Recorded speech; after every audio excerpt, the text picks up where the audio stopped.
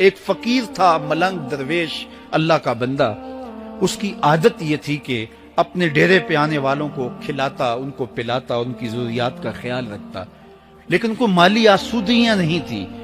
ہوتا یہ تھا کہ بعض اوقات لوگ آتے تو ادھار لے کر کے وہ لوگوں کو کھلا دیتا.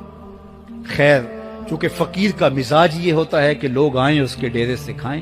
بابا بلے شاہ نے بھی کہا تھا نا، اٹ کھڑک کے دکڑ بجے تتا ہووے چلا، آن فقیر کھا کھا جاون راضی ہووے بلا.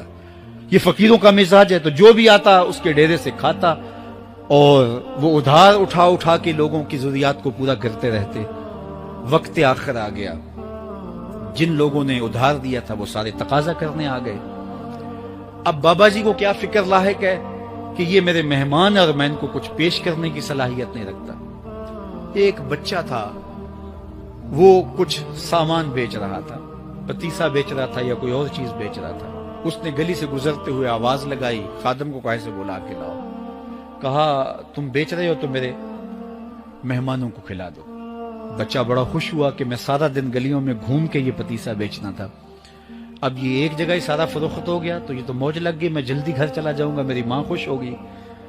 تو سارا ان مہمانوں کو کھلا دیا گیا. اور اس کے بعد کہا بابا جی پیسے؟ کہا تم بیٹھ جاؤ، جب ان کو ملیں گے تو تجھے بھی مل جائیں گے. وہ بیٹھ گیا، 2 4 10 منٹ بیٹھا تو بچہ تھا پھر کھڑا ہو گیا، بابا جی پیسے؟